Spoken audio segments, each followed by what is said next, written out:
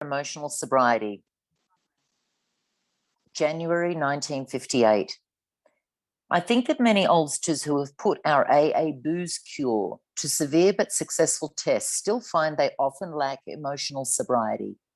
Perhaps they will be the spearhead for the next major development in AA, the development of much more real maturity and balance, which is to say humility, in our relations with ourselves, with our fellows, and with God. Those adolescent urges that so many of us have for top approval, perfect security, and perfect romance, urges quite appropriate to age 17, prove to be an impossible way of life when we are at age 47 or 57. Since AA began, I've taken immense wallops in all these areas because of my failure to grow up emotionally and spiritually. My God, how painful it is to keep demanding the impossible, and how very painful to discover, finally, that all along we've had the cart before the horse.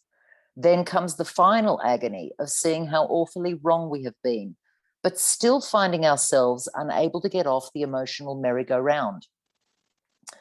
How to translate a right mental conviction into a right emotional result, and so into easy, happy, and good living. Well, that's not only the neurotic's problem, it's the problem of life itself for all of us who have got to the point of real willingness to hew to right principles in all our affairs. Even then, as we hew away, peace and joy may still elude us. That's the place so many of us AA oldsters have come to, and it's a hell of a spot, literally.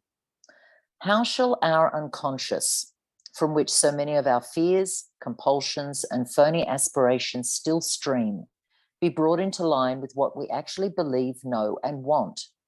How to convince our dumb, raging, and hidden Mr. Hyde becomes our main task. I've recently come to believe that this can be achieved. I believe so because I begin to see many benighted ones, folks like you and me, commencing to get results. Last autumn, depression, having no real rational cause at all, almost took me to the cleaners. I began to be scared that I was in for another long chronic spell. Considering the grief I've had with depressions, it wasn't a bright prospect. I kept asking myself, why can't the 12 steps work to release depression? By the hour, I stared at the St. Francis prayer. It's better to comfort than to be comforted. Here was the formula, all right, but why didn't it work? Suddenly, I realized what the matter was. My basic flaw had always been dependence, almost absolute dependence, on people, on circumstances to supply me with prestige, security, and the like. Failing to get these things according to my perfectionist dreams and specifications, I had fought for them. And when defeat came, so did my depression. There wasn't a chance of making the outgoing love of St. Francis a workable and joyous way of life until these fatal and almost absolute dependencies were cut away. Because I had over the years undergone a little spiritual development, the absolute quality of these frightful dependencies had never before been so starkly revealed. Reinforced by what grace I could secure in prayer, I found I had to exert every ounce of will and action to cut off these faulty emotional dependencies upon people, upon AA, indeed upon any set of circumstances whatsoever. Then only could I be free to love as Francis had. Emotional and instinctual satisfactions, I saw, were really the extra dividends of having love, offering love, and expressing a love appropriate to each relation of life. Plainly, I could not avail myself of God's love until I was able to offer it back to him by loving others as he would have me. And I couldn't possibly do that so long as I was victimized by false dependencies. For my dependency meant demand. A demand for the possession and control of the people and the conditions surrounding me. While those words, absolute dependency, might look like a gimmick, they were the ones that helped to trigger my release into my present degree of stability and quietness of mind, qualities which I am now trying to consolidate by offering love to others regardless of the return to me. This seems to be the primary healing circuit, an outgoing love of God's creation and his people, by means of which we avail ourselves of his love for us. It is most clear that the real current can't flow until our paralyzing dependencies are broken, and broken at depth. Only then can we possibly have a glimmer of what adult love really is. Spiritual calculus, you say? Not a bit of it. Watch any AA of 6 months working with a new 12th step case. If the case says, "To the devil with you," the 12th stepper only smiles and turns to another case. He doesn't feel frustrated or rejected. If his next case responds and in turn starts to give love and attention to other alcoholics, yet gives none back to him, the sponsor is happy about it anyway. He still doesn't feel rejected. Instead, he rejoices that his one-time prospect is sober and happy. And if his next following case turns out in later time to be his best friend or romance, then the sponsor is most joyful. But he well knows that this happiness is a byproduct, the extra dividend of giving without any demand for a return. The really stabilizing thing for him was having and offering love to that strange drunk on his doorstep. That was Francis at work. Powerful and practical, minus dependency and minus demand. In the first 6 months of my own sobriety, I worked hard with many alcoholics. Not a one responded. Yet this work kept me sober. It wasn't a question of those alcoholics giving me anything. My stability came out of trying to give, not out of demanding that I receive. Thus, I think it can work out with emotional sobriety. If we examine every disturbance we have, great or small, we will find at the root of it some unhealthy dependency and its consequent unhealthy demand. Let us, with God's help, continually surrender these hobbling demands. Then we can be set free to live in love. We may then be able to 12th step ourselves and others into emotional sobriety. Of course, I haven't offered you a really new idea, only a gimmick that has started to unhook several of my own hexes at depth. Nowadays, my brain no longer races compulsively in either elation, grandiosity, or depression. I have been given a quiet place in bright sunshine. Thank you so much, Veronica. Tonight I have the pleasure of introducing Tom, and most of you know Tom, and he is probably one of the most beautiful human beings I know. I know we often talk about, being around somebody who there's this energy of warmth and you can feel the presence of God with them. And he's like a father, a friend. He's one of my best friends, and he's a great sponsor. And, I'm so thrilled that he finally agreed to come on here. He's done so much for this workshop. And Tom, take it away, man. Love you, buddy.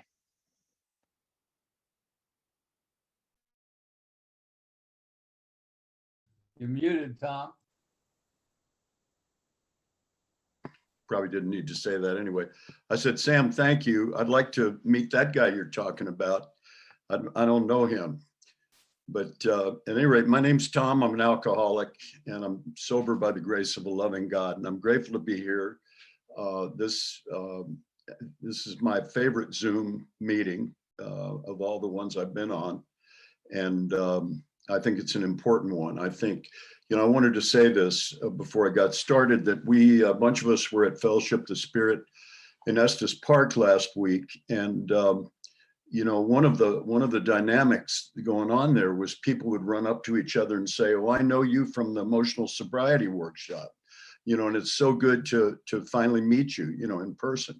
And then they would talk about this workshop and how much it meant, And I want to give Sam kudos for keeping this going as long as he has. I think it's yeah, exactly. I think it's a really wonderful deal, and a great piece of service that he's done. And it seems like it's not much, but he's had to put other things aside and be there Thursday after Thursday for more than a year and a half to do this. And I'm very grateful to him for doing that. And we went up to Fellowship the Spirit, and it was fabulous. And as it almost always is, That was my 29th in a row. And as it almost always is, I get my spiritual batteries recharged. And, there were tears and laughter, and it was a great time. And then on the way home, my Mr. Hyde came out, in spades. We were bumped off our plane, and but they put us up in Denver on Monday night. And then we wake up in the morning, and they tell us they bumped us off the next flight. They're going to, send us out on Wednesday. And it was just one thing after another. And I didn't do well with it. I wished I had. I was tired. I was kind of emotionally drained from thoughts. And I didn't screw up so badly that I have to, get in touch with anyone at American Airlines and make direct amends. But man, they knew I was discontent. Let's just put it that way. And, I don't like that. I don't like that to happen. I mean, I was thinking about this probably too much, the talk I want to give. And I get that, like, I'm sober 35 years, and intellectually I've got it down. I mean, I understand, I understand about neutrality. I understand about, being placed in a position of neutrality, safe and protected. I understand about not taking sides. I understand about, Sandy Beach said, be the least disturbed. I get all of that. I understand about pause when agitated or doubtful, but man, in a pinch, that all goes out the window, and it's like, don't, like Mark Houston used to say, don't ask somebody what they believe, because they'll tell you all sorts of stuff. Watch what they do, and you'll find out what they believe. And it's just been a difficult time since we've been back. Here's what happened, and I'm gonna read some stuff tonight, and I'm gonna talk about stuff that I wouldn't talk about in an AA meeting because it's politically controversial, or could be. But this is a workshop. This isn't an AA meeting, and I'm gonna read things that are not, Alcoholics Anonymous conference approved literature. And I wouldn't do that in an AA meeting. I would never do that. But in this workshop, I can do that, because we're not an AA meeting, and we're a spiritual workshop. So let's see, just to put this in perspective, it was good being back. We were glad we got home on Wednesday, last Wednesday, and we had a few days to spend with our grandson. And we had planned the whole week to spend with him and do a lot of stuff that we hadn't done this summer because he started school this week. And so we were with Otis, and we went down and we visited some caves. And there's a bluegrass cave down south of Nashville where it's called the Bluegrass Underground, where they actually play music in a cave. And I've always wanted to see it. We went down there and saw that, and then we got a cave tour, and it was just great. And we went out to a falls where you had to, hike through the wilderness to get to the falls. And then there was a pool that we could swim in. And it was just an idyllic day, And the next day, and that night, we went to Huntsville, Alabama, because we wanted to take Otis to the Space and Rocket Center in Huntsville, which is a huge thing. And it's everyone ought to see it. I think it's really phenomenal. I mean, it's just exhibit after exhibit, a lot of interactive stuff. And these monster rockets that are like 4 football fields long, that you're right up there, you can almost touch them, and just stuff that you never ever see, And so unfortunately, I was kind of prepared for this. I thought this might happen. I was thinking about Dr. Paul Olinger, who wrote the Dr. Alcoholic Addict in the 3rd edition. And we heard him speak in Gallup, New Mexico in 1990. And he said this thing that was interesting. He said he was doing his nightly review, and he thought to himself, damn, I had a good resentment today, and man, I wished I could remember that because it was a good one, and he worked real hard and it just was gone, He thought, damn, he was frustrated that he couldn't remember the resentment, And I understand that. I get like that, I can get like that. So this was almost a planned resentment because I'd been down there a year and a half before and I had the same resentment. But we're in the Great Hall, And there's just blown away by all these rockets and all this stuff that's going on. But there's pictures of this one guy, and I knew I would see him because I'd seen him before. And he was Werner von Braun, who, you know, is the just the hero of American rocketry, you know, worked on the Apollo stuff or added to it, and the moonshot and all this stuff. And he's just thought of as a hero. But I know better. I know about Werner von Braun.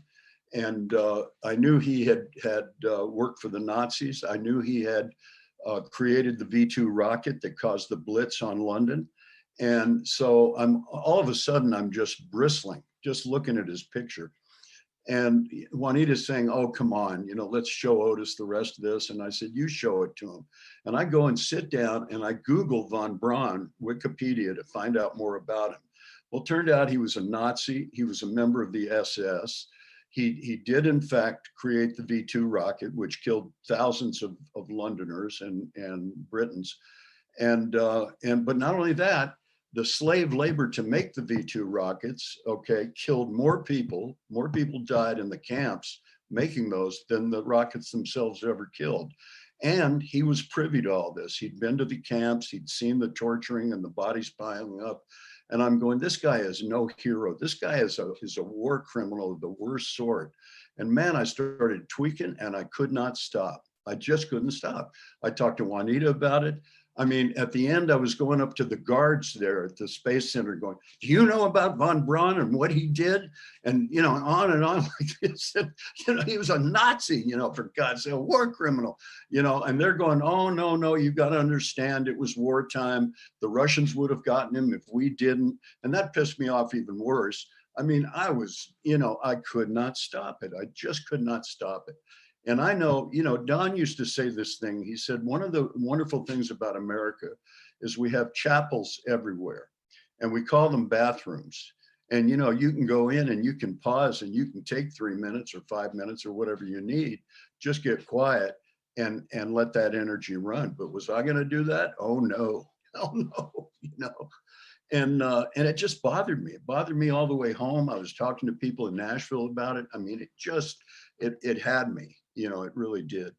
So, you know, when I got back, what occurred to me was a couple of things.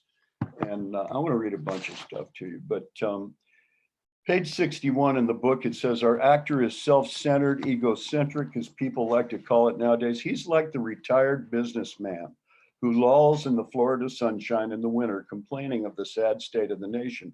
Well, I'm like the retired businessman who goes to Alabama and complains about the sad state of, you know, the nation. The minister who sighs over the sins of the 20th century, politicians and reformers who are sure all would be utopia if the rest of the world would only behave. The outlaw safecracker who thinks society has wronged him, and the alcoholic who has lost all and is locked up. Whatever our protestations are not, most of us concerned with ourselves, our resentments, or our self-pity. Yes, I am. That fits me to a T. And then I remembered this, which really got me. On page 132 in The Family Afterwards, but we aren't a glum lot. If newcomers could see no joy or fun in our existence, they wouldn't want it. We absolutely insist on enjoying life. And here's the piece that kicked my butt. We try not to indulge in cynicism over the state of the nations, nor do we carry the world's troubles on our shoulders, okay? What we do is when we see a man sinking into the mire that is alcoholism, we give him first aid and place what we have at his disposal. For his sake, we do recount and almost relive the horrors of our past. You know, some of you know, Mary Thayer knows all this, and some of you all know about my years in the late 60s. And I was a part of a Quaker college that was going to save the world. And we went around the world studying war, racism, and poverty. And I always kind of had that bent, you know, and injustice has always bothered me, you know, but the point of what I just read is that, you know, I was in the world savior business in the 1960s and we failed miserably, you know, and really I was just a selfish SOB, you know, who wanted what he wanted. and had these high ideals that he couldn't live up to. And so I did not succeed at that. I was a failure at world savior. But what I can do is I can give first aid to an alcoholic, and I can help save an alcoholic's life. And that's my job, not this other stuff, not convincing people that von Braun should have been hung as a, Nazi, and shouldn't be revered down at the Space Center or any of that. My focus should be on who I can help and, and what I can do. So, we're here in Nashville, and I always think about this. Years ago, Don M. Out of Louisville, he's an attorney and he speaks, and some of you all know him. And he told a story about a guy who was here, who was really well known and well loved in Nashville, Cherry Carpenter. And Cherry was his sponsor, and nobody could sponsor Don. I mean, he was a complete reprobate. He got kicked out of the 202 club here for shooting dope in the bathroom, and he'd get drunk and go into the meetings and raise hell, and he was just incorrigible, But Cherry took him on, and he said he would call Cherry and just bitterly complain about how horrible his life was, and how, he was every bone in his body ached, and he had no money, not even enough money to buy a pack of smokes, and he'd go on. And finally Cherry would say, "Well, Don, it's either self or it's God," and click, hang up the phone. And he said he'd call him back the next day, and he'd say, "Oh God, Cherry, it's worse than it was yesterday." And he'd go through this litany. And finally Cherry would say, "Well, Don, it's either self or it's God," click. Okay. So, when I would hear people say, and they still say it all the time, today, now that I'm sober, I have a lot of choices. I can make choices. And, I've thought of that, given the last 35 years of experience that I've had. And that's true. I have free will. Okay. But I can choose God or I can choose self in terms of the choices that I make. And when I choose self, I have a really bad track record. It's ego. It's the egoic mind that I'm talking about when I say self. And when I go inside, and find the great reality, and I use my spirit or my heart mind, to make the decision, to make the choice, it's a way better choice. And I've got years of experience of this, right? But still, I will go back to the ego. I still will, and make choices from there. And which is kind of depressing, really, to tell you the truth. But anyway, I wanted to read a few things. This is our buddy Richard Rohr, a book called Everything Belongs. He goes, "We also live much in reaction to others. There's something strangely sweet about negative or accusatory feelings. It's a strange way to achieve moral superiority, to feel right because something else is wrong. We keep thinking until we've maneuvered ourselves into a position over somebody else. Now we've got righteous control over somebody else, but we have nothing beyond that control. It's another dead end. We have to train ourselves to recognize how we're giving an affective charge to an offense, how we are getting energy from mulling over someone else's mistakes. We can build a case against that person with no effort at all. We wrap and embellish, and by the time our 20 minutes of, quote, prayer are over, we have a complete case. The verdict is in. The other person is guilty and wrong besides. And because the other is wrong, we are right." And it almost sounds like he took that, he stole that from the 12 and 12, on the sixth step. But man, is it ever the case in what I was going through. And then a bunch of us, I don't know if you can see this book, it's Living Beautifully with Uncertainty and Change by Pema Chodron, which I've just been reading over and over and trying to get with. And she says, "Compassion is threatening to the ego. We might think of it as something warm and soothing, but actually it's very raw. When we set out to support other beings, when we go so far as to stand in their shoes, when we aspire to never close down to anyone, we quickly find ourselves in the uncomfortable territory of, quote, life not on my terms. And, you know, Don used to say, people say life on life's terms. He said, life doesn't make terms. Life never has. Life's just life. People make terms. You know, we play God. I play God. And I decide that this is wrong, that that's right. It shouldn't be like that. And so I'm making terms on life as it comes to me. Okay. And the book said I had to quit playing God just because it didn't work. That was the main deal. So, what else did I want to tell you? So, you know, I know that a place of neutrality is where I want to be. And I don't know if Ray DeLupos is on this deal. You should, I am. you are. Okay.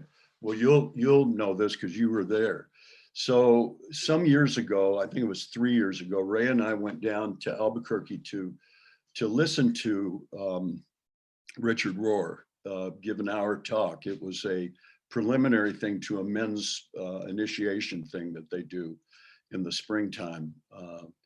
But it was a bunch of men, and, you know, there was a 2-hour deal, and Richard gave his talk, and he talked a lot about, you know, non-dualism and the stuff that he talks about. And then he had questions that we could ask. And it was kind of bugging me because they had invoked the spirits of men at the beginning of this, like Martin Luther King and Gandhi and JFK and various different people. And one of them, probably most of you have never heard of him, Dietrich Bonhoeffer, who was he was a minister, Lutheran minister in Germany, who decided to try to blow up Hitler, try to bomb him and kill him. And in the process, it didn't work, and they executed him. But he was always one of my heroes. You know, I always liked the guy a lot. And they evoked his spirit in the beginning of this thing. So Richard gave his talk, and it was wonderful, as it always is. And then he had a Q&A. And I said, Richard, you know, I said, I've got a question. I said, you know, I believe in being in a position of neutrality, and I believe in non-dualism, and I really do. But what I want to know from you is, how do you rectify that with a sense of social justice? And if you remember, Ray, he was quiet for a little bit. And then he goes, yeah, well, that's the question, isn't it? You know, that's the question.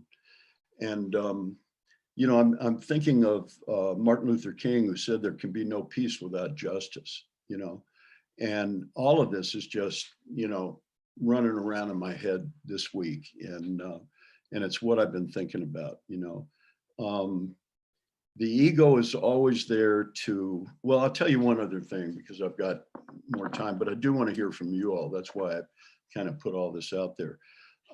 This last year was horrible for me, and you know, I was doing nightly review, but what was going on was getting past me, and this in the last, I guess, 5 years, 5 of my closest friends have all passed away. One of them died of COVID this year, a guy that was just my dear friend. And and my childhood friends and people that I've been close to all these years, some since I was 13 years old, you know. And I'm 73 years old, and Don was 71 when he died, and that didn't escape me. And, you know, I lived a very unhealthy life for a long time, you know, and I try to be healthy and stuff, but, you know, you start to think of your own mortality. I mean, you think of it all the time. And then COVID hit, and I'm going, well, this is great. You know, this is wonderful. Like, I've got this bucket list of things I want to do and I want to accomplish before I kick the bucket. And now COVID's here. I'll never get out of the house. You know, I'll probably die of COVID, you know, and on and on and on like that. And it wasn't constant. It was like subtle. It was like the ego slipped it in, you know, again and again. And I would do nightly review, and I'd write nightly review, and I wouldn't see it, but it really got to me, and it really colored a lot of the decisions that I made. And I'm past that. I mean, I've seen that, but it just hit me so hard this last year how subtle the ego is. You know, we say alcohol is a subtle foe, but man, I tell you that the ego, even when I'm looking, even when I think I'm awake, I can fall asleep to that, you know, and be spiritually asleep. So that's probably some fodder for some talk from you all. I don't think I have anything else. I think I'm doing better now. I believe I am. Thoughts was a big help. And so I'd like to hear from you all. Thanks a lot.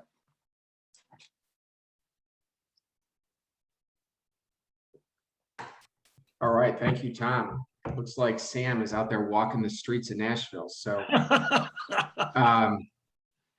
so now is the time when we open it up for people to share. Tom, I think you get to call on people. So why don't you pick a few people to? Oh, okay. Well, that being the case, I'm going to call on Kurt because I know he'll have something to say about this.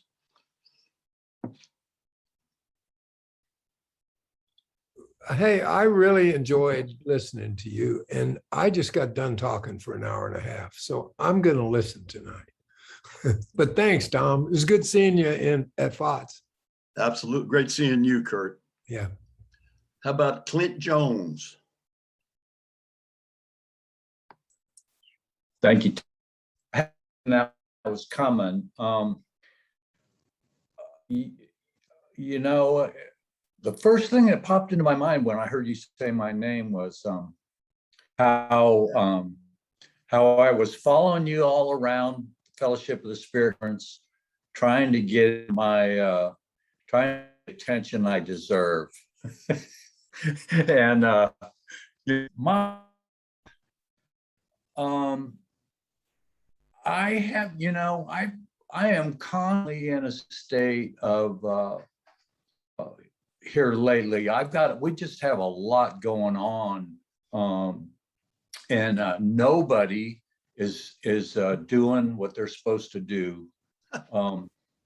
In my opinion, there's you know, I've just been chased. I mean, I've chased around people. People are supposed to be we've hired some people to do some work, and they are just not getting the work done. But they keep coming around wanting their check, you know. So it's I got all this financial insecurity going on. There's just a lot of big things. I got a call yesterday. There's some lot of changes that are going on that I am resistant. You know, I'm trying to be at peace with everything that's happening. I know, you know, I know the things that I'm supposed to be doing, and I do that, but the ego keeps creeping in, telling me that I could probably rest some satisfaction if I can manage these people better, you know. And you know, it's always a challenge. I mean, I've got you know, there's just I too have lost a lot of people recently. You know, I'm so grateful for the life that I've been given. I'm not supposed to be here. You know, I mean, I guess I am, but sometimes it doesn't feel like that. I really got blessed and have had a lot of major health issues that are behind me now. And you know, it's I can't take credit for all the goodness that's coming. I know that there's a power greater than me that's actively involved in my life. I need to try to stay in the moment and get connected to that power more often than I do. I love what you said about really the only job that I'm supposed to be doing is trying to help another alcoholic. And you know, I've got some crazy things have happened. I won't take up the group's time in some of the stuff, the divine things that have happened with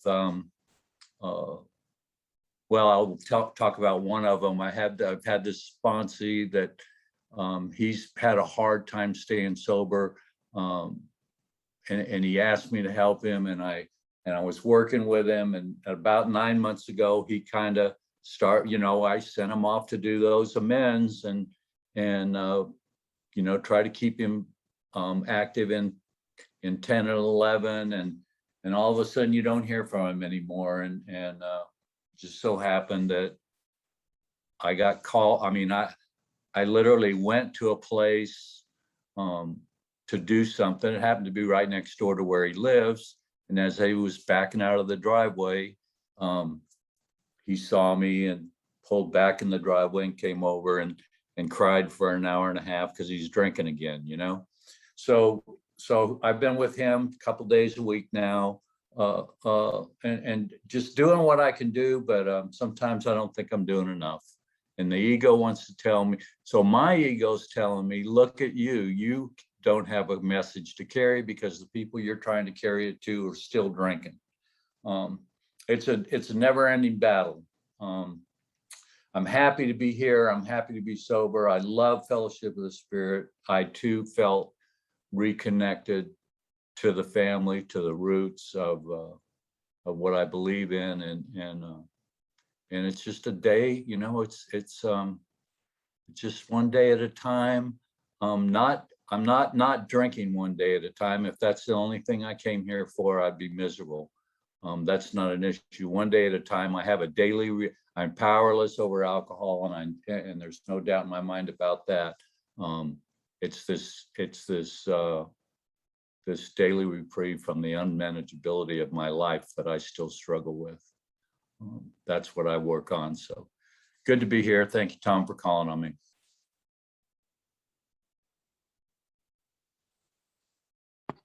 Thanks, Clint. How about Mary Thayer? She's still there?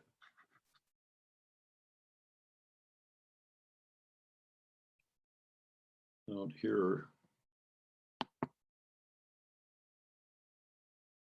Maybe she's not there, huh? Hello. I'm Hello. sorry. I was on the other side of the room. We're all sitting and listening to you. Thanks, Tom. I thought of you guys all last weekend. And I have to say that I was sad not to be with you and stuff, but also was very blessed to be where I was. I love, you know, when this pandemic, when you were talking about sitting there and the sad state of the nation, that's why last year when the pandemic started, I was sitting on my deck out here, and every morning with a few of the gals that we were doing kind of a, I guess you'd say a COVID meeting. And I realized that I was just complaining about the sad state of the nation. And I said, oh my God, I'm a retired businesswoman sitting here sounding just like the book. And that motivated me to get back into the steps to see why I was so uncomfortable. And if I haven't experienced something before, I usually revert to type, and I have all these stories I tell myself, and I won't look at reality. Who wants to look at reality? That was hard. I'm a little jet lagged tonight, my friend. I just came into Boston from the Faroe Islands on Monday, and here it is Thursday, and we got in last night at midnight. I want to tell you that it was an honor and a privilege to be in that country, and also an honor and a privilege to have the AA that we have here in the States. We're very blessed. We really are. When I was about 5 years sober, I left California, where I spent my first 5 years. And I really had a baseline on what Alcoholics Anonymous was all about there, because we did big book from the very beginning, meetings all the time, all the heroes there, you know, Chuck C was still alive, everything, you know, it was just, I really was blessed with the heroes in getting sober. And also that I sobered up, even as bad as I should have been put in a detox and also in some type of a rehab, but I wasn't. So I really got this program at a deep level that stuck with me. And I think it stuck with me because of the love I received in the beginning. And when I moved to Maine, I moved to a place that 98% of the time I was the oldest member, and I only had 5 years of recovery. and I didn't know what was happening, and I thought it was terrible, and I made a lot of things about it. And I remember my sponsor said to me, "You're not in a popularity contest. You're here because you're dying of the disease of alcoholism. If you don't like a meeting, why don't you start one?" And that's what I did. And at the time, I didn't realize that I would be sitting with people reading that book over and over again, and you know, just sharing about whatever that black line that I just read and what was happening in my life. And you know, I think I remember it was about a couple of years doing that. And what we did is we went through the first 164 pages, and then we went through the 12 and 12 and through the traditions, because when I arrived there, they were selling the big book for profit there. Nobody knew what the traditions were. And that was 1979 up in Maine. So in doing that, what happened for me was that when 2 years went by, there was this kid that was there, and Candace, you'll remember Rock Green. I do. Yeah, and I remember he said, we read a portion of the black lines and we stopped, and usually we'd go around and if anybody had any comment on those lines, and nobody would say anything because nobody had any comment, nobody had experienced it. But after 2 years, he spoke up and he said, you know, this line, this is what I did. And all of a sudden, I felt as though I was in an AA meeting. All of a sudden, I understood that this was about sharing our experience with the black lines of this book and what was actually happening in our lives. So to be in the Faroe Islands again for 2 weeks, I was reminded one more time about the gift of what we're doing here every week and talking about how we've actually started to build a relationship with a creator that can help us to demonstrate, not by ourselves. You know, I remember doing the third step prayer forever and thinking the third step prayer said, you know, take away my difficulties so I can get back to doing my will. It doesn't say that. It says, take away my difficulties so I can bear witness to others about what God is doing, not what Mary Thayer is doing. You know, this worship of each other is ridiculous as far as I'm concerned. It's not that we don't care about each other and how many times people have been there for us, but the truth of the matter is I just really like being a candle and having people be candles for me. I think this bit that we have X amount of time or this and we should be okay is ridiculous. I've been, poor Heather, who's been with me, you know, we drove from New Mexico to Boston together and then from there to the Faroe Islands. She's like, I don't know what I'd do without her. I mean, it doesn't make any difference what the time is. Thank God the night before last, I was at Dawn's in Richmond, Virginia, and she put me up and she was a light for me. I mean, we walked in there, we're exhausted. We're on 5-hour different time, and there was a hot meal there. And I got to meet her mom, and we became family. And there's a measure of what's going on in our heart. And all I could think of was you guys last weekend that demonstrate this program so well. It's just great to be here in the States and with you, family. Love you all. Thanks. Thanks, Mary. How about Gary B? Gary Brown. Thanks, Tom, I guess. We had a little chat this morning. When you guys and gals were all up at FOTS, I wasn't far from you.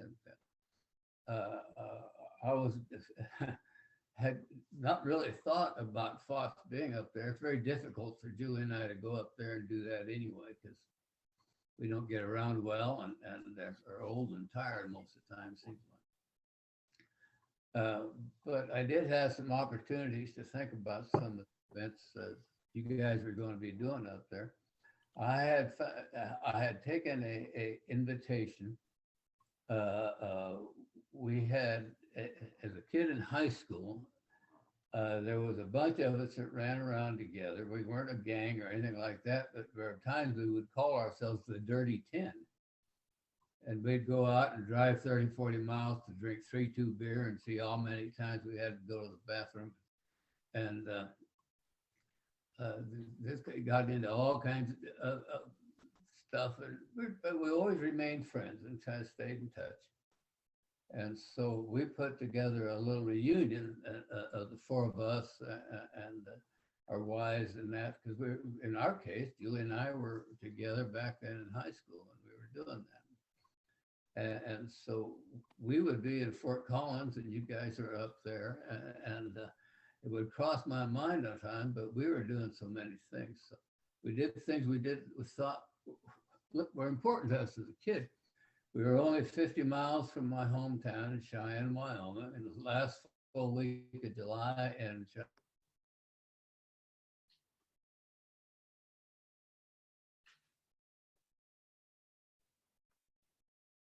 I think you muted, Gary. I think he froze. Did he freeze? we had a great time. And then later, just right after we left and got back home here, I get a call from a young man named Aaron, who I've known in Cheyenne a long time. If he's at Fox, he's driving a little shuttle to haul people from wherever they need to go. And he was telling me the things that he enjoyed that sounded like what I would have certainly loved had I been at Fox myself. And he talked about Tom too, but he said nothing but good things about him.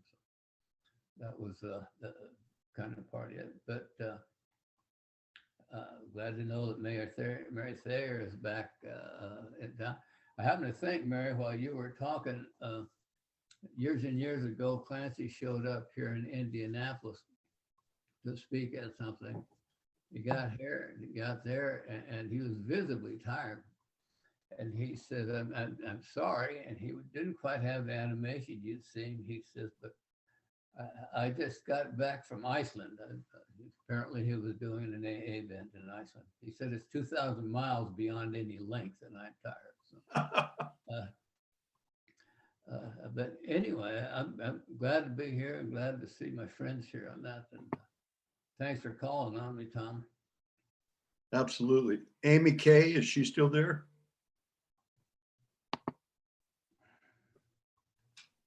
Tom, I joined the meeting late, so I don't have anything to share, but thank you for being here. Okay. Good to see you. How about Kathy P? Hi, friends. Kathy, alcoholic. Hi, Tom.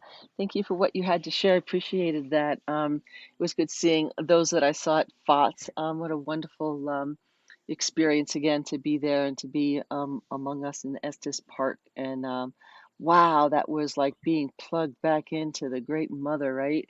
And having this like source kind of come up and like do all the things that it does.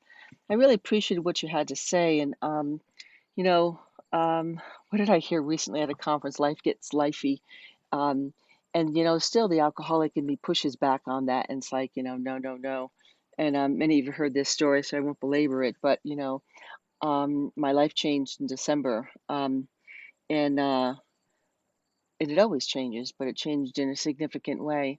And on the solstice, on December 21st, and I was sitting under the stars on this mesa near my house, and I had my notebook, and the Saturn Jupiter alignment thing was happening, and I was having a moment. And the voice, as it often does, I had one of those writing this morning, this conversation with God through my pen and paper. And on December 21st, it happened. And what it said is something significant is upon you.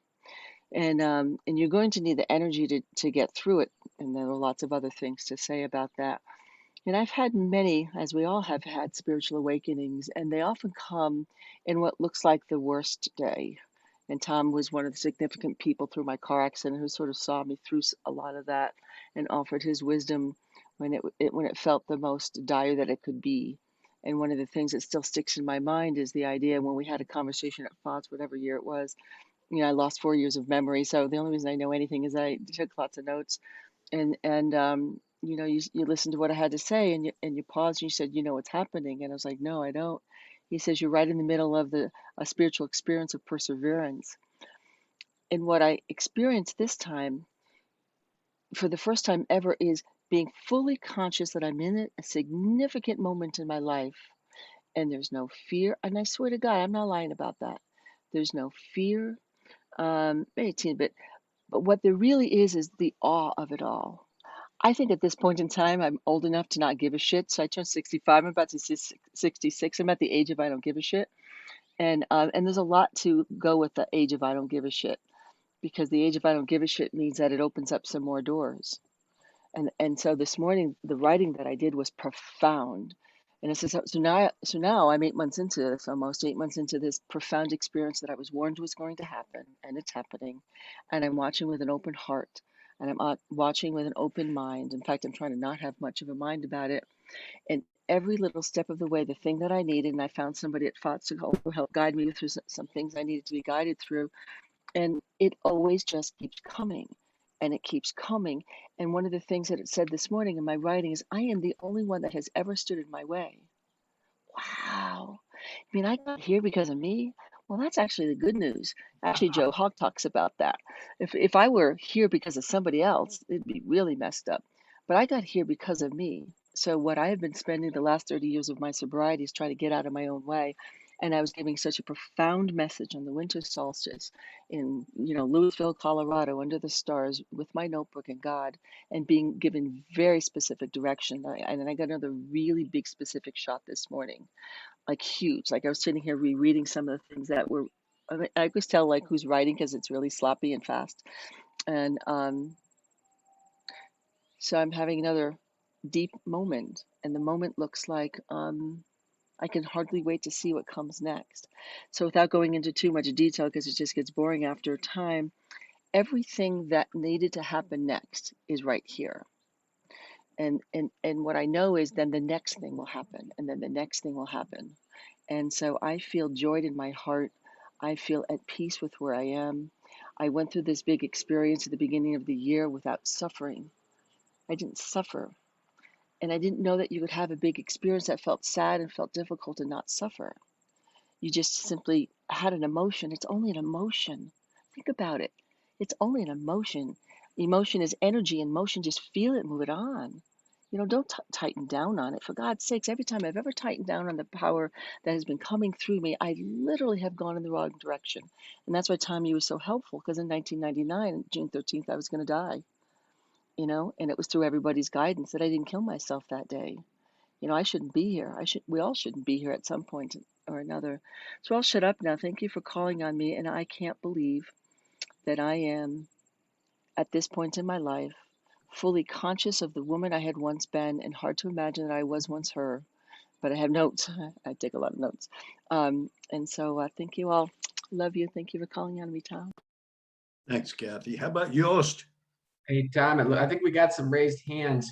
Oh, we have raised hands? Okay, I can't You can see. keep calling on people, but let's let some of them have had their hands up for a little while. So let's maybe. Okay, why don't you call on them, Chris? Because let's go with, let's see, we got Joanna and Dennis. So one or both of them.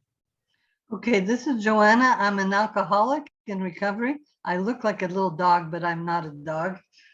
Thank you so much, Tom, for your chair. That was a great chair. I needed to hear every word.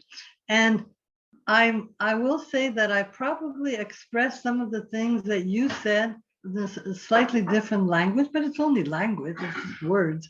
I already knew about Von Braun, and what my solution is always the steps, and the steps really show me how to live in humility, which is just being right size. It's not being the savior of the earth, nor is it being the scum of the earth. It's just being right size. So step one shows me that I need to remember that I'm not God, and that there's oftentimes an action I need to take, and so I run it through the serenity prayer.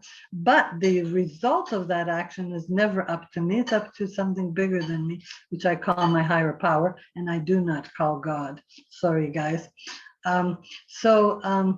The second step is the step of hope, and it shows me that there is a solution, there is another way, because this is a spiritual program, not a material program.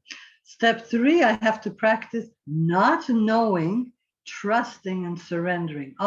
tough things for alcoholics. And then I'm going to share a little bit about step 4 because that has helped me so much, because I've added another column and I think that addresses some of the stuff you've been talking about. I think that after putting the plug in the jug or stopping using drugs, if you're an addict as well, what we need to do is I need to do is attend to my emotional sobriety. If I'm not emotionally sober, if I'm not happy or not ecstatic, but just content, I will drink again. And that is no. So in step 4, I like to, after I've looked at my part, which is column 4, I add another column, which is, okay, what's the core belief, the conditioned beliefs that keep my part stuck like glue, and which feels, and feelings are not facts, I learned that in recovery, just so true that I can't really dispute it, but I need to dispute it because it's not necessarily the truth. I need to look at it. I need to have an examined life. And the other discovery, and the last column is what is the solution? What is the truth? Which kind of brings me to step 6 and 7. But anyways, the other thing I've recently discovered is that this ego, which I certainly have, and I slip into, that was beautifully said, I slip into periodically. I have discovered that the ego gives me a false sense of security. And when I admit I'm a human, guess what? I'm vulnerable. And who the hell wants to be vulnerable? Not this alcoholic. So I think that's one of the reasons which is this grandiosity and ego are so appealing, because it gives us a false sense of security, at least this alcoholic. So I really appreciated hearing what you had to say. I also really believe in step 11, prayer and meditation. And I certainly couldn't have gotten sober without the meditation part. Prayer is also important, but meditation has saved my butt, so to speak. So I am all for it. And then step 12 is so interesting because it says, having had a spiritual awakening as the result of these steps. That's a very powerful statement. And certainly if I practice these 11 things every day, the no vacation days, guess what? I will have a spiritual awakening. And that has been my experience. I have about 25 years now. Not that it makes a difference, it's one day at a time, but I do focus on emotional sobriety. And am I feeding the dog of recovery or the dog of dysfunction and grandiosity? So thank you so much. I really appreciated hearing you and reflecting on some of the things you said. It was good to hear you. I'm new to this meeting, but it's a great meeting. I will be back. So you'll see this little dog again. Thank you. Thank you.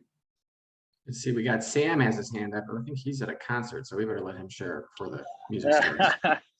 Hey, can you hear me okay? Yeah, thanks for sorry I had to give everybody a tour of Nashville. My wife got us tickets to one of my favorite bands for my birthday, and I was like, oh man, Tom's sharing that night. Oh no, so we're working through it. But one of the things that I've heard from a guy when Don Fritz was dying, a friend of mine went to him and said, what are we going to do when these guys like you are gone? Like so many guys are leaving. What are we going to do with that? He said, and I think he took this quote he was a big DeMello guy, Anthony DeMello guy. And he said, I've been handing you hands full of water. Go to the river. Now it's your time to go to the river. And one of the things that I really love about the FOTS conference, that I really love about Tom, is we preserve the integrity of working the steps out of a big book in a way that saves people's lives like no other thing I've ever seen transform people's lives. And, there's a big party bus driving beside me, so sorry about that. But, one of the things that I think that when Tom and I met and we started working the steps together, I was probably 14 years sober and I had been divorced twice. I was $100,000 in debt.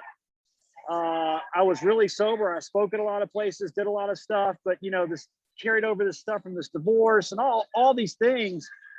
And I remember he gave me this line as we were doing the third step a day before to contemplate that I believe Clint Hodges taught us. He said, "What are 5 things you've been unwilling to give up for a better relationship with God?"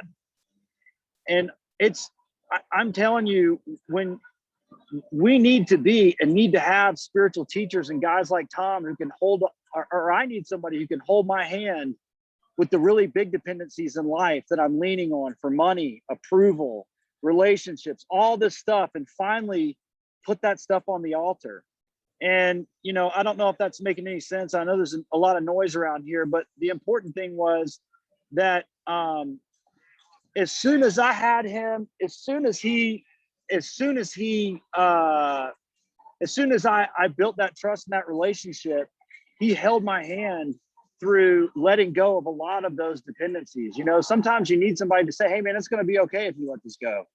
What about this job? What about this? What about all these things I base my identity on?" And Tom gave me, you know, stood beside me and helped me to let go of those things and put them on the altar. And, you know, I had an amazing big book step experience, you know, in that year. I mean, you know, years later, fast forward years later, I'm remarried, you know, all that debt got paid off. I own a company that, you know, I used to work for. I mean, just miracles have happened. Hey, just miracles have happened. And so one of the things that I need, you know, that I wanted to say is,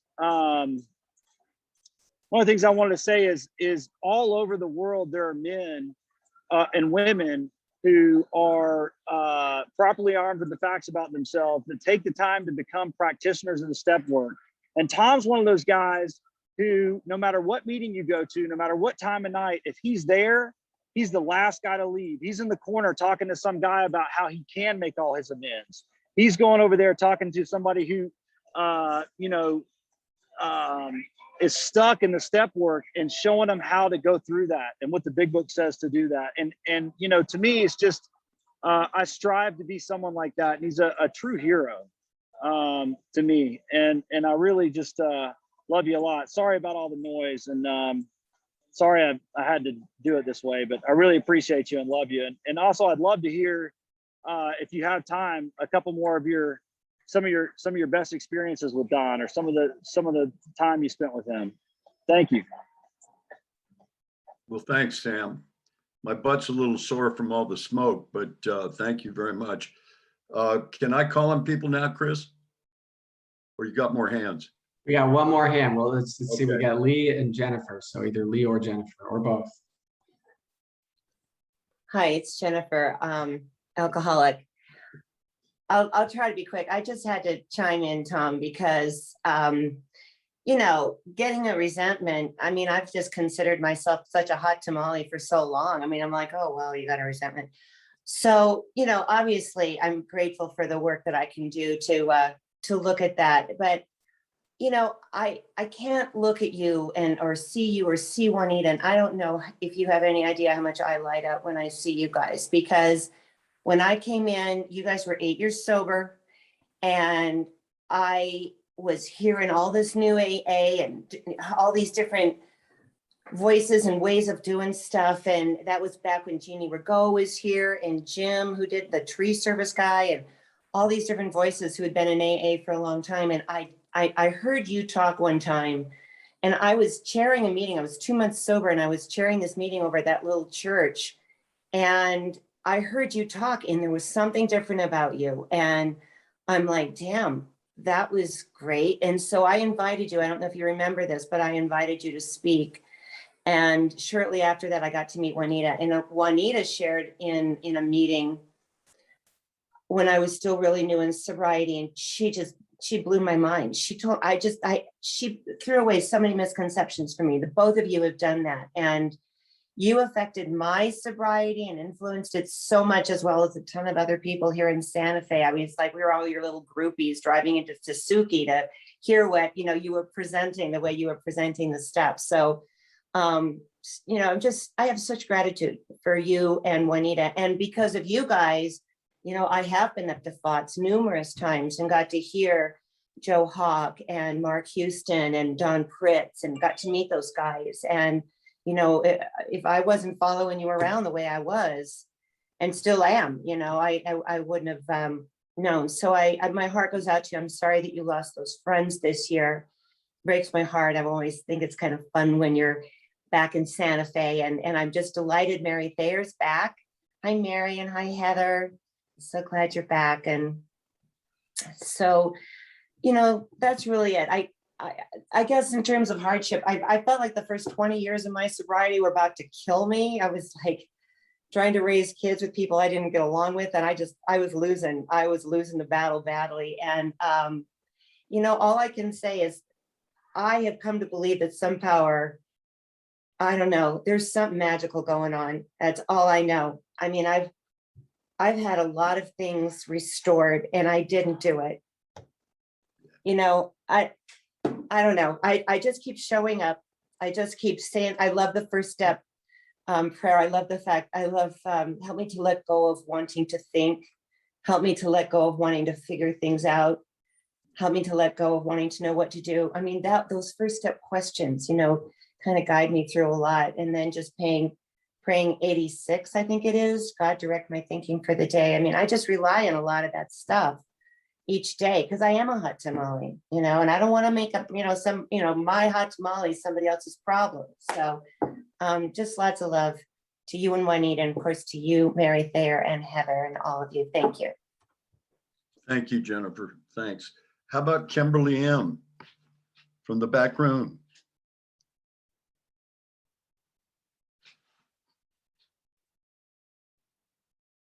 You're muted. She's trying. I know, she's slow. I have to say, Tom, I was crying. I had to turn my video off. You were sharing about your need to be right. Really reminded me of an experience I once had. I'm going through something today, as a matter of fact, that I needed to be right. My mommy tiger needed to set up something. I needed to do some things. I needed to do something. My sponsor, of course, said, of course, you have to make an amends on that one, because I called her.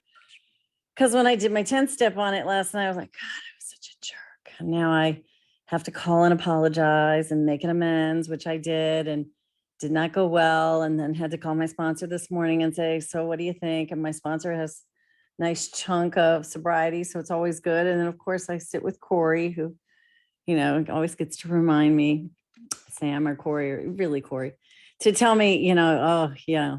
And so what's so great is that when you were telling me that, I was reminded of a story.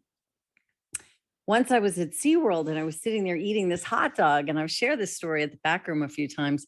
I'm eating the hot dog and a seagull comes down and grabs part of the hot dog, and I'm fighting the seagull and I'm fighting the seagull and I'm fighting the seagull. And in the end, yay, I win. What have I won? I've won a tainted hot dog. I'm not going to eat the hot dog. So when you reminded me of that sort of need to be right, that Dr. Jekyll, that Mr. Hyde, that whole switch that goes off so quickly. And I've got a few years, and I would think that going to emotional sobriety, working with my sponsor, working my steps, my poor little sponsor, he's calling right now, that I could somehow be immune to this in some way. And yet it creeps up in this way that when you reminded me of that, I just was crying. I had to turn my video off. I had to get myself together, Tom, and I was listening to you share about that need to be right, that need to have that moral superiority, that need to have that is one of those character defects. And I do my 86 to 88 every day, and I do my prayer, and I do my 3rd step, and I do that 7th step. I want God to remove all those character defects. I want him to have me, good and bad. I want to be of service to my fellows. And I can't do it when I'm being an ass. And I can't really be of service to my own peace. And I'm really, really grateful for this meeting And I'm really, really grateful for what you had to share. And I'm really grateful that that you asked and called upon me, because I needed to thank you for reminding me not to be an ass. That's all I got. Thanks. Thank you, Kimberly. How about Yost? I tried to call on him earlier. How about it, Tom? My name's Yost and I'm an alcoholic. I'm in Santa Fe. You know, it was so wonderful to hear you speak, Tom, and see you fly off the handle like you do so well. You know, but first I also really want to thank Veronica, because she reads this essay week after week after week, and she does it so well with that beautiful accent and that beautiful voice. So thanks, Veronica. You're my hero. And you know, I love this essay. I really do, and it is an inspiration for me to live up to what Bill talks about there, and you know, to in the end, you know, unhook several of my own hexes at depth. Nowadays, my brain no longer is compulsively in either elation, grandiosity, or depression. Well, my friend, I'm not there yet. But here's the thing, you know, you started talking about first about the man who's complaining about the businessman who's complaining at the state of the nation, and then you went into your Werner von Braun thing. Did you know that Erica's father, Andy Hess, was a young lieutenant who was recruited from New York to work here in New Mexico with the immigrated German war criminals on those V1s and V2s? You know, there's a whole collection of letters that he wrote home about this thing. It's just so friggin', so, you know, and coming from that neck of the woods, thereabouts, this is a story that we know around this house here. And it baffles me. And it really does. And I'd love to talk more about that with you. So, you know, for those who do not know, which most of you, Tom was my first sponsor in AA, and he did his beautiful sponsor work with me for a bunch of years, worked through the big book. One of the things, so I really learned to navigate the big book and use the big book to my advantage and to the advantage of the guys I sponsor. Because, you know, you always recommended me, pushed me, go find a sponsee.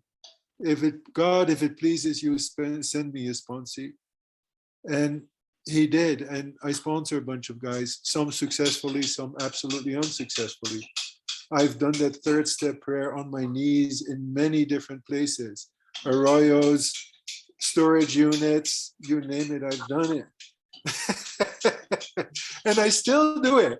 You know, I love that. It's such a legacy. You know, the state of my nation today is that I was so grateful to have this workshop tonight and you speak in it, because for me, the wheels came off today. We lost another horse a couple of days ago, and you know, I held it together through Monday night, through Monday when he started fading, through Tuesday when he died, and through Wednesday. But today the wheels came off.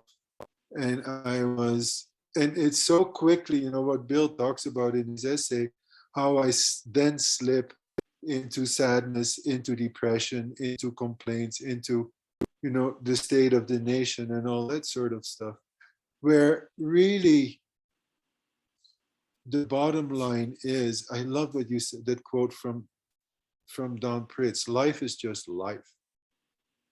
And we are the ones that make the terms. And as long as I make the terms, I get frustrated and I get unhappy and that sort of stuff, you know. And if I could just accept that we all have an expiration date and that mine has been moved for about 12 years now because of the program of Alcoholics Anonymous, you know, all I can be is grateful to God, to the fellowship, and you know, as a representative of the fellowship, you And I really want to say it in front of all these people. So that's all I got today. Thank you very much. Thanks, Joost. How about we need to hear from Australia, I think. How about Chris H. from the Sunshine Coast? G'day. Thanks, Tom. Really, really good to hear. So much stuff there. I could non-duality. Well, that's a whole different. That's a whole conversation. That's yeah, neutrality, unjust, retribution. It's. I remember having the conversation with Tom. I had the fortunate of sitting in the car with Tom and Bill Cleveland, and Bill had just given a talk on. I think he talked about position of neutrality, Tom, where he talked about that everything just is. There's no right, wrong, good, bad, black, white. And I'd heard this before intellectually, and so we got back in the car, and I said to Bill, how do you get there? How do you get to to that position where everything just is? Because all the masters talk about that. That's the position that we need to be in, and I think the big book says it, beautifully, with that position of neutrality in everything. And I have Glenn and Bill. I can't remember what he said, but it was profound, and it had me thinking for a long time, and it pointed me in the direction of looking in lots of different areas around, that's what I attain to get to, is where everything just is. And do I get there? I fail utterly, because I'm a judgment machine, and want to judge everything and have my say. And it's come out, with this pandemic. I was the COVID police there for a while, and was running around letting everybody know what they should and shouldn't be doing, and it just did me head in. And because guess what, they don't want to do what I want them to do, and so I had to let go of that, and it took a lot of work to let go of that. And the moment I let go of it, I become free of it. And and I guess that's the mirror image in all aspects of my life. That the moment I let go of all that stuff and stop trying to be the judge and jury of everybody else, I'm okay. The 12 by 12 talks about that, that we don't get granted pure as snow, white as snow, and thank God for that, because I've failed utterly. And but it's open doors. All those books you talked about, Tom, and I've done a bit of searching in that area, and got onto YouTube and typed in non-duality and meditations to God, and God, that just opens up a whole rabbit warren of stuff, and you go down the rabbit hole of all that stuff. But I'm open to look at that stuff today, and Alcoholics Anonymous has opened my mind and given me an open mind where I can look at that stuff today and not dismiss it and look into that stuff. And so I attain to get to that position of neutrality. I don't always get there, but when I get there, the peace of mind that gives me when I just let everything just is. I don't have to judge it or fix it, or it's not right or wrong. It just is. It's just happening. And when I attain that, the peace of mind that comes from that is just phenomenal. Do I live there often? No, unfortunately.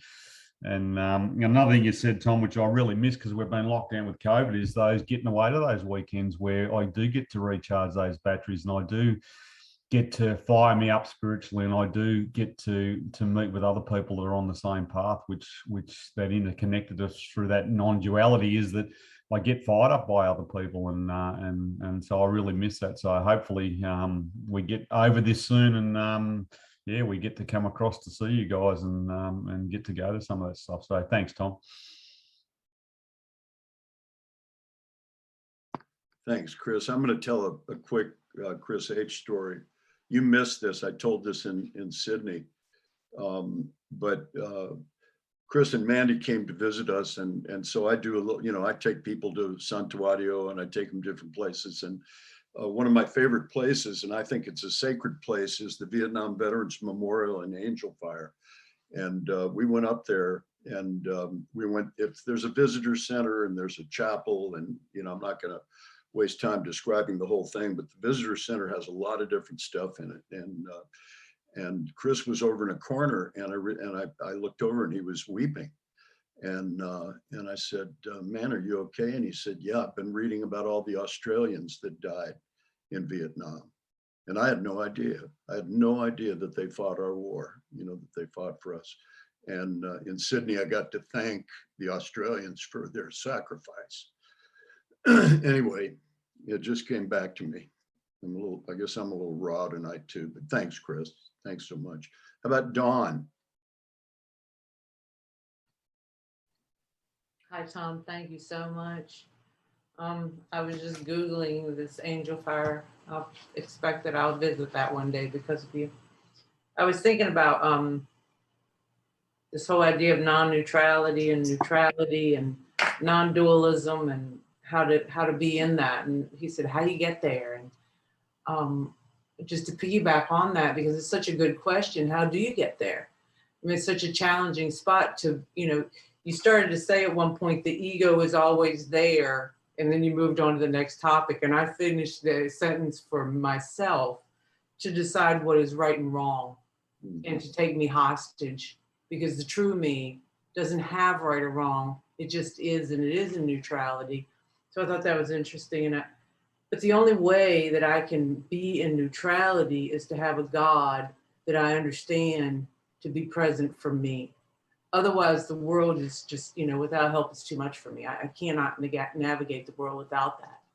And I was thinking it has to be a God of my experience. And on my way back from Colorado, the rubber sort of hit the road in my life, and the gear, I mean, it shifted into high gear real quick. And I'd come off of a lot of spiritual experiences, and one of which was, and I was reflecting on this as we were talking, you know, what is the God of my experience? My most recent experience, where I can take profound things to put in my bank account because I'm going to have to draw on it at some point.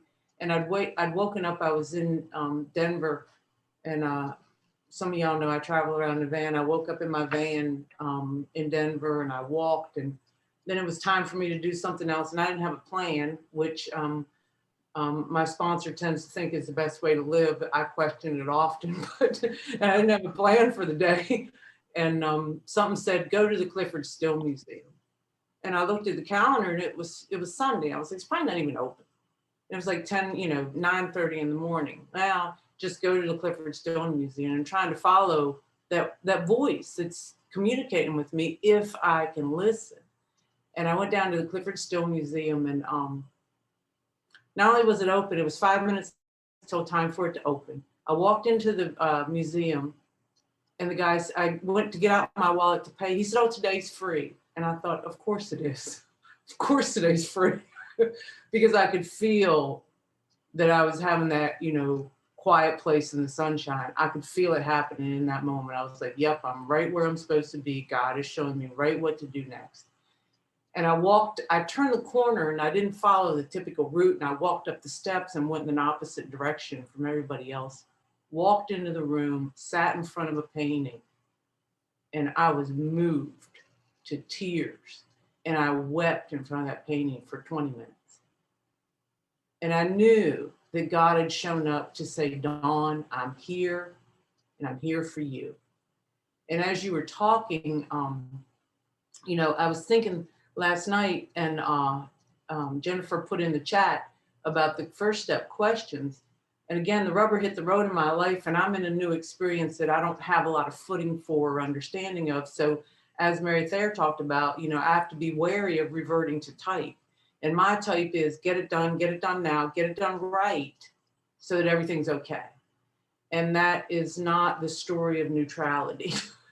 That process for me is, you know, get busy, get better is so destructive for me.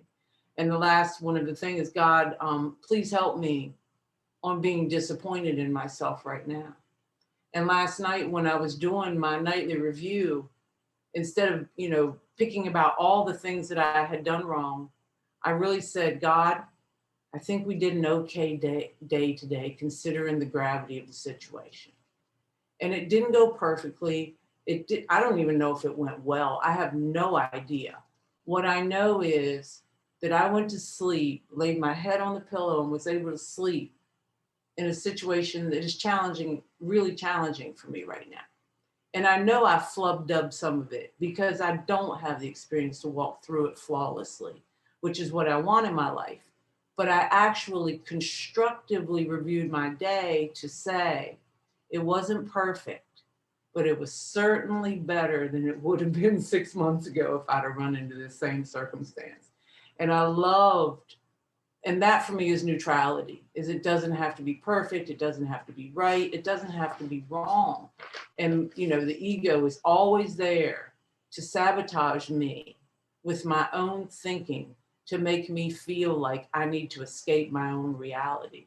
When in fact, the reality is deep down within me if I can set aside my judgment of things and I can access that. I'm so happy that you mentioned these things, and I was able to have a very recent God experience that I can pull from for myself. Because I have to have a God of my experience. I cannot have some theoretical thing that I read about. It has to be something that I know applies to me. Thank you so much, Tom, for being who you are. I love you. Thank you, Dawn. Love you too. There were a couple of, we're almost done, but a couple of things that I had wanted to share. And about the ego, you know, years ago, not that many years ago, but a few years ago, instead of just the rote, you know, morning prayer of God, please direct my thinking and divorce from self-pity, dishonesty, etc. I started saying, God, today let me manifest the way of loving kindness. And that was, as I go out from here, let that be my vision. And I did that one morning, and something inside me, which I call the ego, started screaming at me. You can't do that. The bastards will get you. They'll take advantage of you. They'll eat you up if you do that, you know? And I thought, now that's not of God. You know, that voice, I got to watch out for that voice. But I meant to say this before when I was talking about Cherry Carpenter. There's a guy who I like a lot because he's old like I am, you know, who lives here in Nashville, Roger G. And he knew Cherry Carpenter real well. And he said, you know, you'd see Cherry and you'd say, Cherry, how you doing? And he'd go, just right, you know? And so there was a whole pack of them, like his sponsees and the people that ran with them. And they would all say that. When he said, how are you? They'd say, just right, you know? And he said, Cherry was dying. He was in the hospital dying, and people were coming to see him. And he went in to see him. He said, Cherry, how are you? He said, just right. And that's what I'm shooting for. That's what I want to get to. Anyway, I love all you guys. I'm so sorry I didn't call on more people. There were, you know, tons of them I wanted to call on. You know, John Hinman, Joel, Kat, you know, Chris, all sorts of people, and wasn't able to. But thank you all for being a part of this, and let's stay on the path together. God bless you. Thanks, Tom. Thank you, Tom. This is, you know, there's that line in the doctor's opinion that says the message which can interest and hold those people much have depth and weight. And I think that's, I always, you know, think of Tom when I read that. Because for me, coming into AA, you know, Tom was around when I first came in a few years ago, and just, you know, for me, it was this, you know, I was, the danger is I'm gonna be like, you know, this is all just a bunch of positive thinking, rah crap. And, you know, it's just like, if I hadn't heard people like Tom who really do carry a message that has depth and weight, you know, I don't know if I would have stuck around. So definitely great to hear you again tonight. And the way we close this meeting is that we just go ahead and mute ourselves and everyone just kind of, you know, in silence, go to your inner room and just say, if you'd like to join in the Lord's Prayer, and we'll do that and then wrap it up.